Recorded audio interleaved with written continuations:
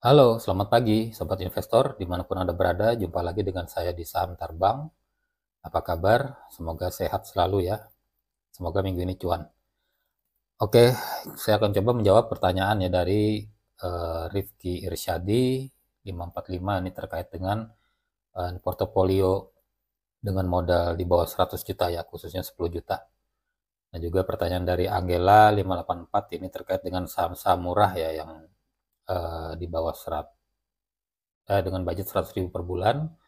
Berarti sahamnya mungkin di bawah 1000 ya. Ini saya campur sih, ada yang di atas 1000, nanti bisa dipilih ya saham mana yang kira-kira cocok sesuai dengan portofolionya. Oke, jangan kemana-mana. So, let's check this out.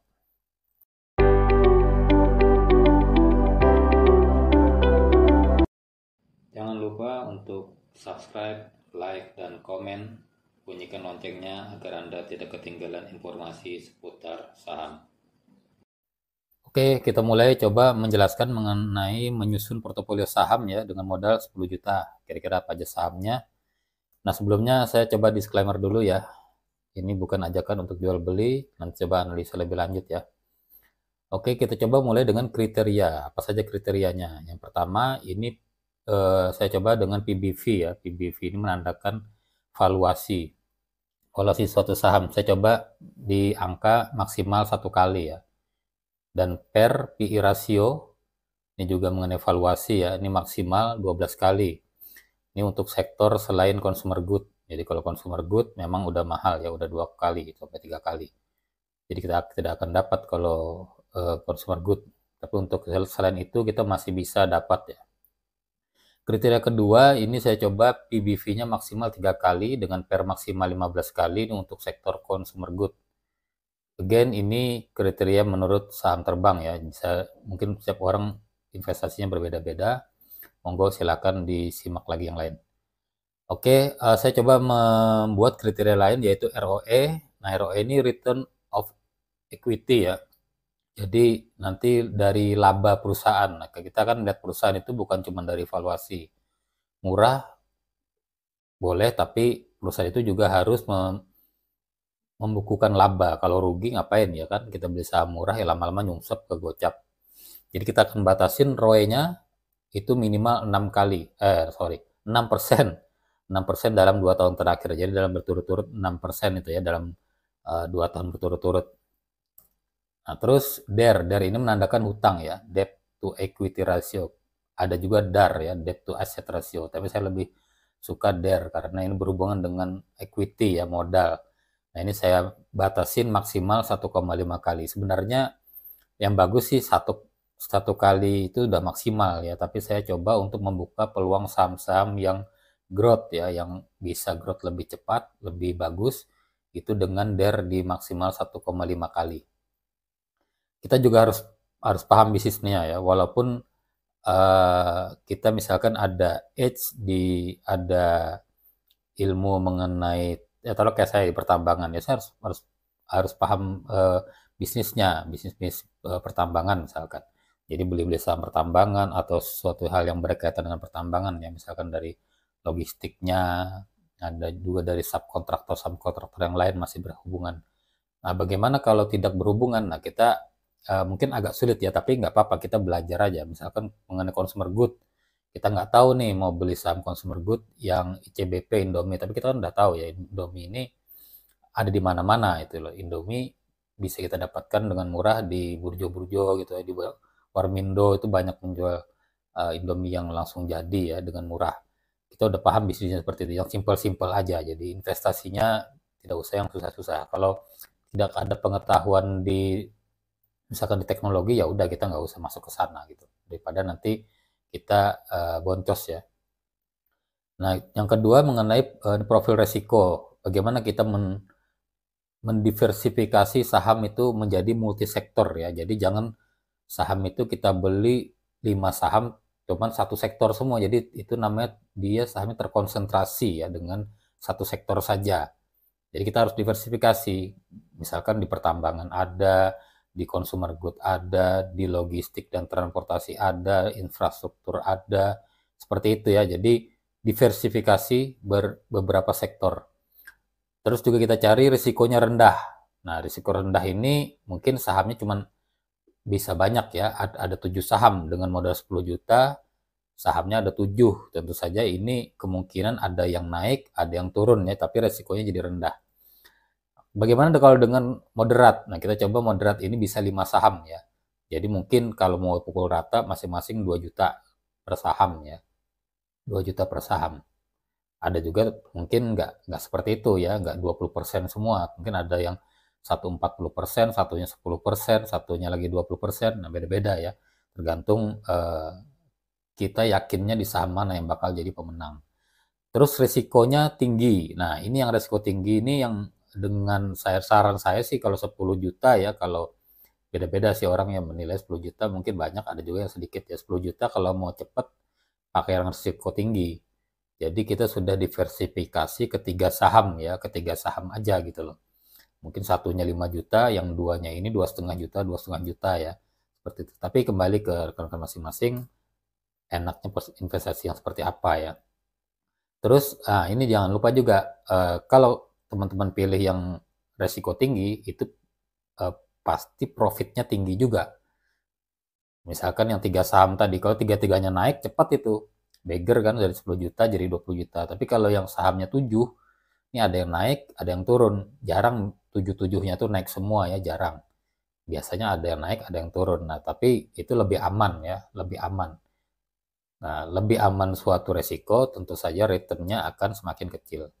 Oke, kita lanjut. Apa aja sahamnya? Nah, yang pertama kalau menurut saya ini Indi ya, Indika Energi, ini sektor pertambangan. Ini company background-nya saya ambil dari Stockbit ya. Indika Energi ini apa sih? Didirikan tahun 2000 ya. Ini merupakan suatu perusahaan integrasi. Ini perusahaannya sebenarnya beberapa dulu punya beberapa perusahaan pertambangan ya. Ada di Batu Kajang itu ya, ada lupa saya namanya Kideko, terus ada juga perusahaan kontraktor batubara Petrosi ya, tapi udah dijual.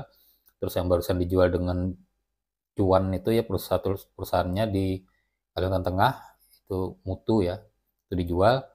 Nah, jadi saat ini praktis perusahaan batubaranya hanya Kideko saja. Jadi omsetnya kemungkinan akan menurun dibandingkan dari tahun-tahun sebelumnya.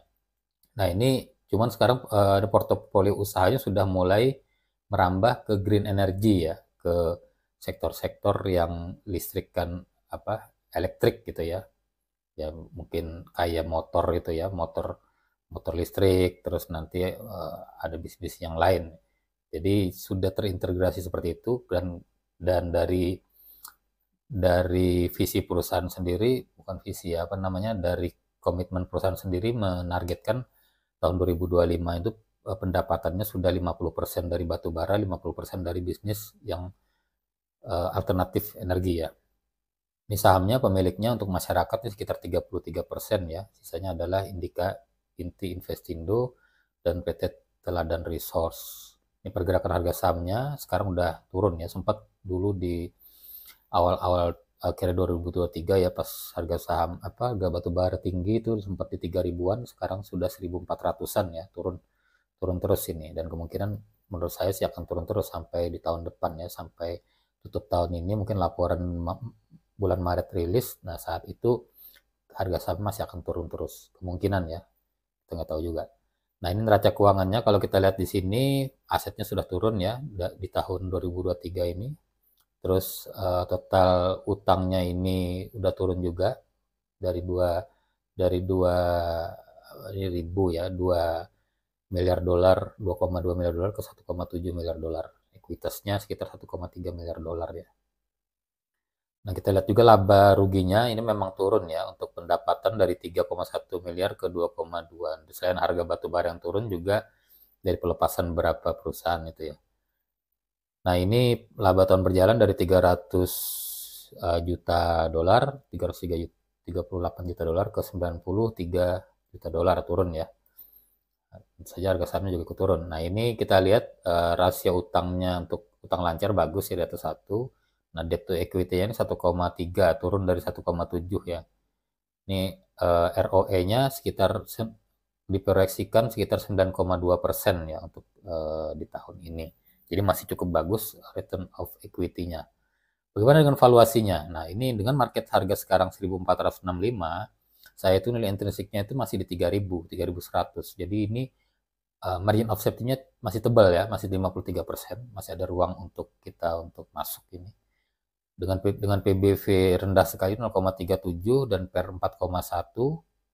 Ini kemarin bagi dividen ya 208 atau 14,1% ini dengan harga sekarang ya, dengan harga cumdet di 3 ribuan, ini nggak sampai 14%, paling 5%, 6% ya. Ini dividen dari Indi, dan kemungkinan dividen ini akan turun di tahun depan karena memang pendapatannya turun ya. Untuk holding period ini bagi saya sampai tahun 2025 masih oke, karena mereka akan naik terus ya 2025. Nah, bisa lebih dari 3 tahun untuk mengkoleksi saham Indi. Nah, ini berita dari Kontan ya, tahun 2025 Indika nanti menargetkan komposisi pendapatan non batubara mencapai 50% dari alternatif energinya ya. Oke, untuk DSNG. Nah, ini Dharma Satya Nusantara Tbk yang kedua ya. Ini bergerak di kelapa sawit nih. Ini backgroundnya, perusahaan bergerak di bidang pengolahan kayu berkualitas, awalnya untuk diekspor, kemudian juga seiring berjalannya waktu ini merambah ke sawit. Ini ada 112.000 hektar ya sawit. Oke.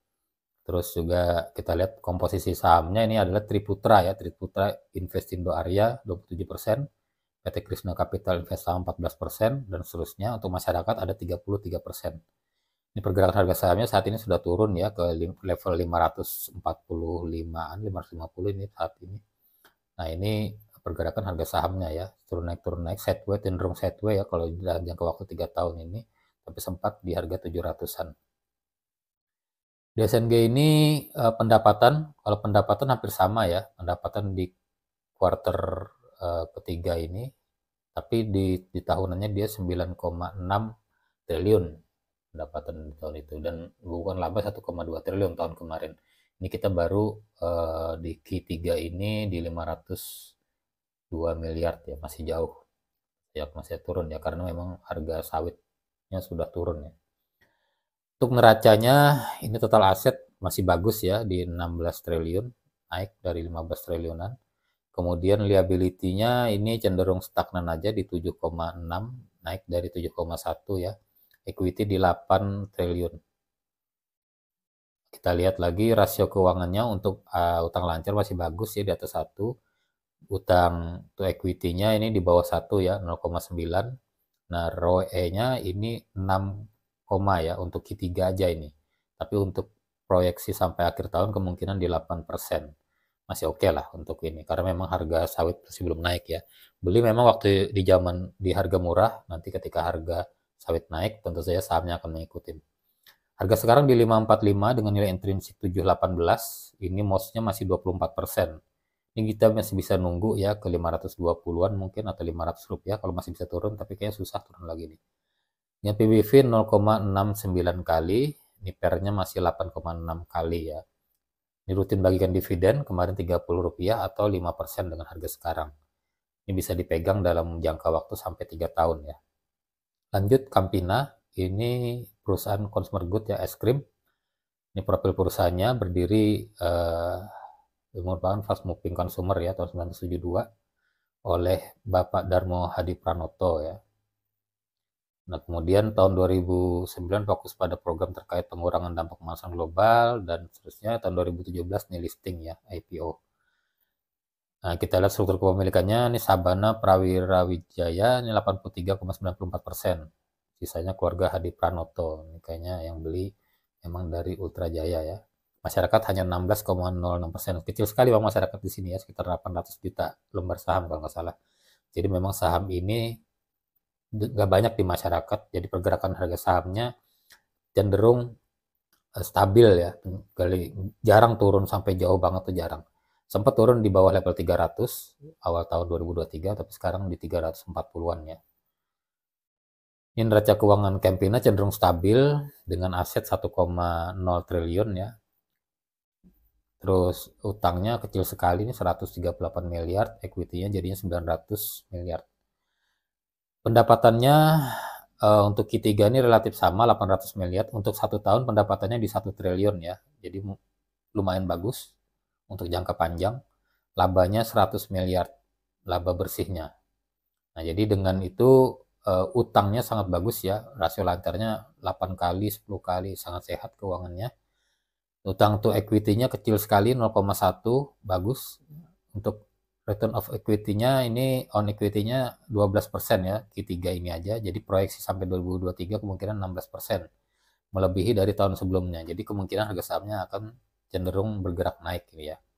Nah, dengan harga saham 344, ini memang nilai intrinsiknya masih kecil ya, masih 470-an, tapi MOS-nya cukup cukup bagus, 27%, margin of safety-nya. Nah, ini PBV-nya 2,2 ya, 2,2. Jadi kalau untuk menunggu turun agak susah, agak lama menunggu market lagi koreksi. Beberapa hari ini IHSG turun juga, saham es krim ini nggak turun jauh ya, cuma sekitar 340-an aja. PE rasionya 13,5 kali, dividennya 20%, 20 rupiah atau 6% ya. Ini kalau saya pegang saham ini bisa lebih dari 5 tahun. Nah, ini saham selanjutnya adalah Samudra Indonesia atau SMDR. Nah, ini backgroundnya ya, didirikan oleh Bapak Sudarpo Sastro Satomo tahun 1964 ya. Ini mulai IPO di 1999, sudah lama ya. Sekarang karyawannya ada 6 ribuan.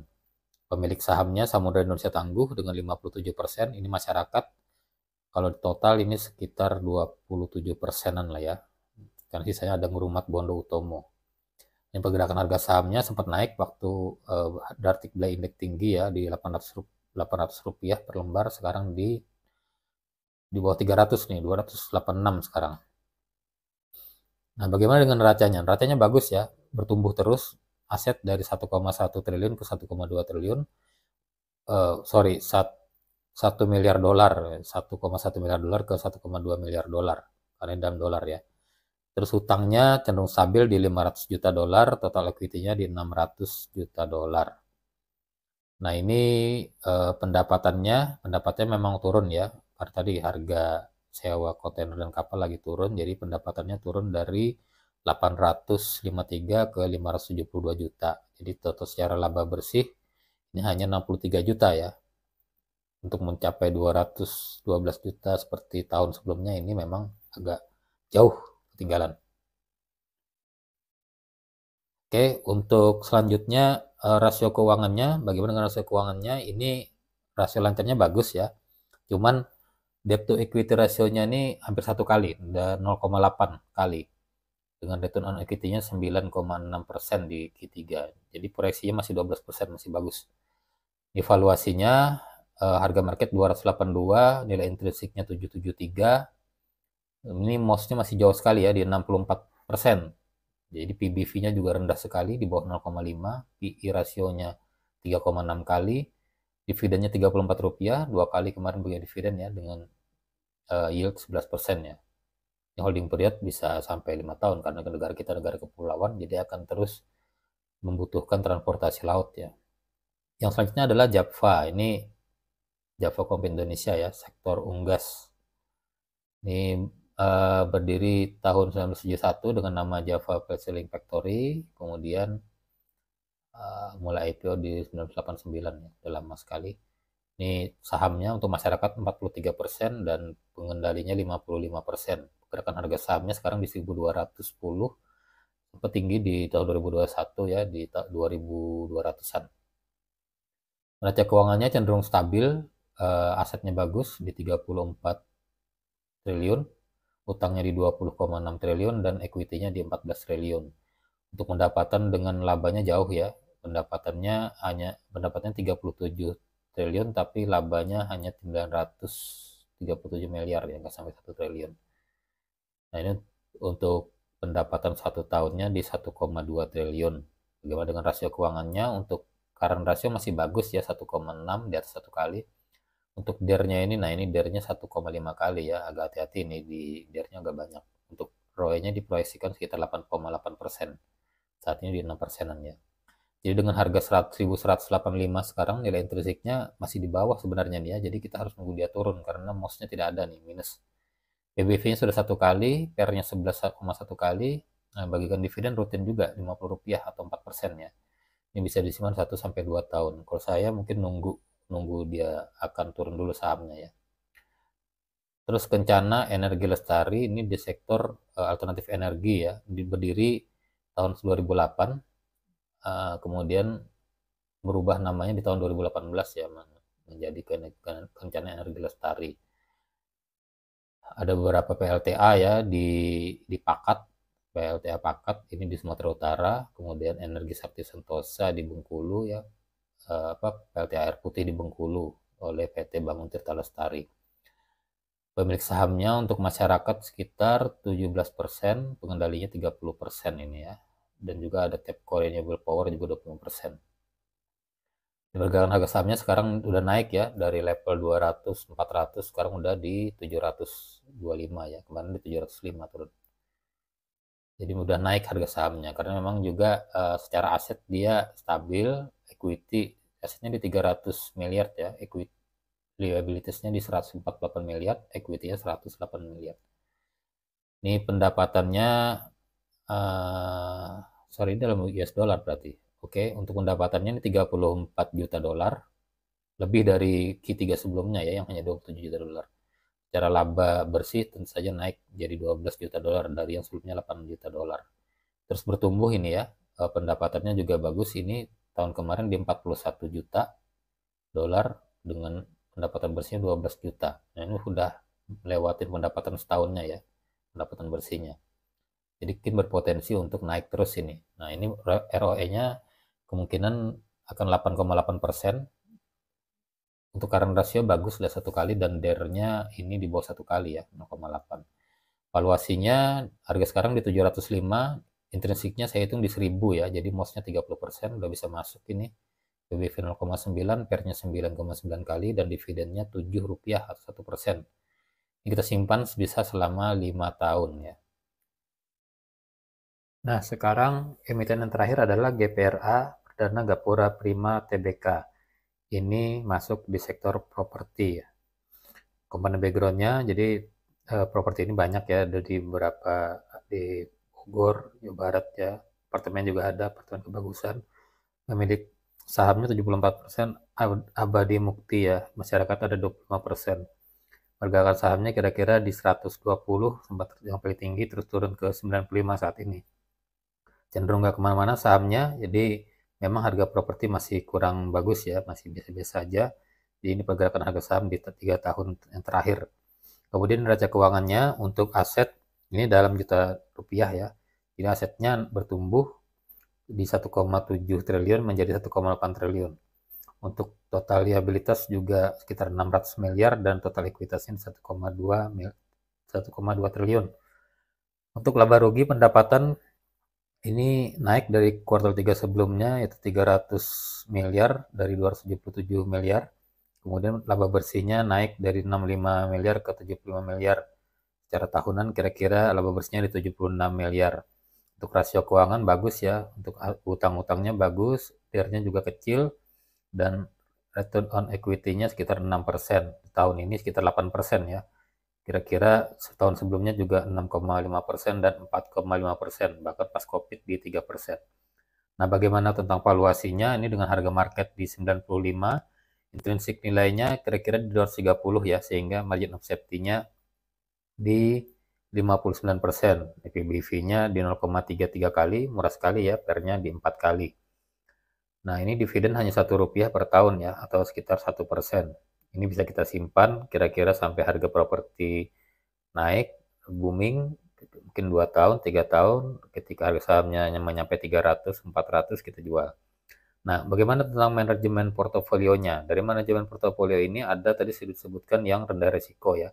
Dari 7 saham ini, kira-kira kita lihat di bobotnya aja. Kira-kira Samudra Indonesia ini paling tinggi ya, di 2 juta atau 20%. Kemudian Campina juga 20%. DSNG CPO 20%. Nah, Indika ini saat ini kemungkinan masih bisa turun ya harganya ya, mengingat laporan keuangannya pendapatannya turun untuk sektor batubara. Nah, nanti menunggu di tahun depan ya, Q2 lah kira-kira bagi baru kita bisa beli. Sementara bisa kita simpan dulu di cash sebanyak 10% atau 1 juta. Untuk GPRA kira-kira Rp95 ini kita bisa masuk di 1 juta ya. Kin Electric Utilities juga 1 juta, Japfa kita bisa menunggu sampai di bawah nilai intrinsik ya. Kalau bisa di bawah 1100 lah kita baru masuk. Sementara disimpan dulu di cash di sekitar 10% atau 1 juta. Nah, saham-saham ini dapat kita simpan dengan periode tertentu ya, dengan kita jual nanti ketika harganya udah mulai naik, udah mulai booming juga properti, misalkan Indika sudah kembali pendapatannya di luar sektor non batubara udah 50%, nah saat itulah kita bisa mulai jual. Nah, untuk medium risk ini ada 5 saham, sahamnya hampir sama kayak tadi, tinggal 5 aja ya, bedanya di bobot. SMDR dan Campina ini 25% masing-masing atau 2,5 juta masing-masing. Kemudian DSNG 20%, Indi seperti yang tadi saya bilang ya, bisa kita masuk setelah turun. Indi dan GPRA ini di 15% ya. Nanti ketika harga CPO dan harga properti naik, kita bisa lepas sahamnya dan ganti saham yang lain. Untuk high risk ini sama, saya pilih SMDR, Campina, dan Indi. Dengan bobot paling banyak SMDR dan Campina ya, 40%. Karena harganya relatif stabil. Untuk Indi ini masih fluktuatif ya. Itu bisa di 30% saja. Nah, jadi itu saja yang bisa saya sampaikan. Kesimpulannya adalah besar, jadi kita harus tahu intrinsik nilainya. Ketika intrinsik nilainya jauh di bawah, jauh di atasnya harga pasar, berarti kita punya margin of safety yang besar, dan saat itulah kita masuk ya. Paling enggak kita punya margin of safety 30%.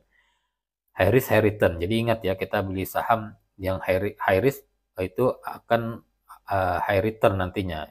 Ya contoh kita tadi dengan portofolio yang cuma 3 saham, itu kemungkinan untuk high risk juga besar, tapi ketika negatif semua ya, tapi return juga besar ketika positif semua. Nah, ketika kita mengambil saham banyak, 7 saham, nanti ada yang naik, ada yang turun, nah itu biasanya returnnya kecil ya, returnnya kecil. Jadi terserah teman-teman mau yang mana. Nah, itu saja dari saya. Terima kasih atas perhatiannya. Assalamualaikum warahmatullahi wabarakatuh.